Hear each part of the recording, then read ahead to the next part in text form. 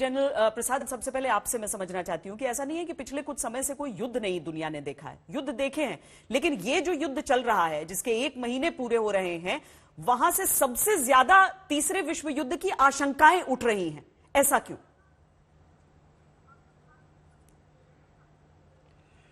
देखिए, ये इस मारे हो रहा है कि यूरोपियन यूनियन और नाटो फोर्सेस एक तरफ हैं जिसको अमेरिका सपोर्ट करता है, और दूसरी तरफ रशिया है जिसको कुछ हद तक चाइना सपोर्ट करता है। तो इस समय मेरा मानना यह है कि थर्ड वर्ल्ड वॉर के चांसेस तभी बन सकते हैं अगर नाटो फोर्सेस कोई ऐसा एक्शन लेगी जिससे रशियन को परेशानी हो। माने कि अगर वो यूक्रेन के अंदर घुस के और रशियन फोर्सेस संग डायरेक्ट कॉम्बैट की कोशिश करते हैं तो अवश्य ये हो सकता है।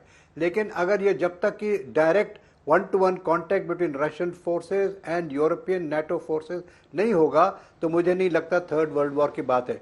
जिस तरह से ये प्रिपरेशन कर रहे हैं नाटो वाले, जिस तरह से मीटिंग्स हो रही हैं आज G7 की और नाटो की और यूरोपियन यूनियन की, और अमेरिकन प्रेसिडेंट भी वहाँ हाजिर होंगे, तो ये लगता है कि कहीं वो ऐसा एक्शन तो नहीं ले रहे जिससे कि रशियन आर्म्ड फोर्सेस के ऊपर भी कोई इफेक्ट आए, रशियन सॉइल के ऊपर भी कोई इफेक्ट आए, या यूक्रेन के थ्रू या डायरेक्टली।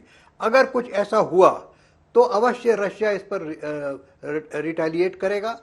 पहले शायद कन्वेंशनल वेपन से करे, उसके बाद सफिशिएंट मिसाइल्स हैं कन्वेंशनल हेड के जो कि यूरोप में कई एक देशों को टारगेट बना सकते हैं।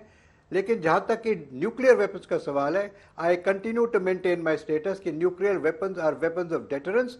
उनको अगर अपग्रेड किया जा रहा है, उस तैयारी को अपग्रेड किया जा रहा है to use nuclear weapon is yet another step in upgradation the deterrent value. यानी कि डेटरेंट की एक वैल्यू है कि हमारे पास 3000 इतने हजार न्यूक्लियर वेपन्स हैं, उसके बाद नेक्स्ट स्टेप ये कह रहे हैं वो कि हमने तैयारी शुरू कर दी है। ये एक और दिखाती है कि it's yet another step up in the deterrence level.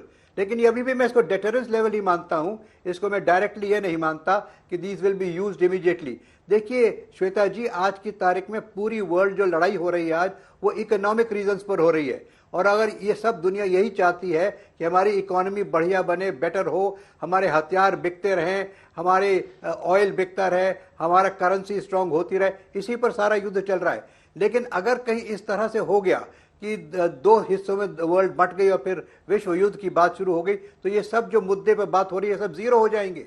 तो मुझे नहीं लगता कि इस समय इसको एस्केलेट करेंगे कोई बियॉन्ड वेयर इट इज। हाँ, ये जरूर है कि जो मीटिंग हो रही है इसमें आज कई एक ऐसे डिसीजन लिए जा सकते हैं कि बॉर्डर जो पोलैंड है, रोमानिया है और जर्मनी है, वहां पे कुछ और फोर्सेस को तैनात किया जाए। लेकिन उनका यूटिलाइजेशन कहां होगा ये देखने वाली बात है। Are they going to be employed in Ukraine? Are they going to be employed directly against any Russian border?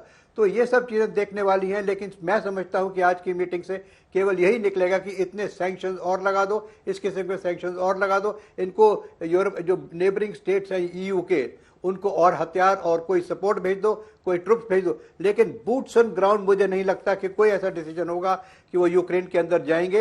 हाँ, हथियार की सपोर्ट देते रहेंगे, मॉनेटरी सपोर्ट देते रहेंगे, ये सब डिसीजन हो सकते हैं। लेकिन इन डिसीजन से थर्ड वर्ल्ड वॉर का हम do not want to link up with third world war. Third world war का मतलब है कि जब तक कि कोई देश डायरेक्ट अटैक नहीं करता रशियन फोर्सेस के ऊपर, आइदर थ्रू यूक्रेन और डायरेक्टली, मुझे नहीं लगता इस किस्म की बात हो सकती है।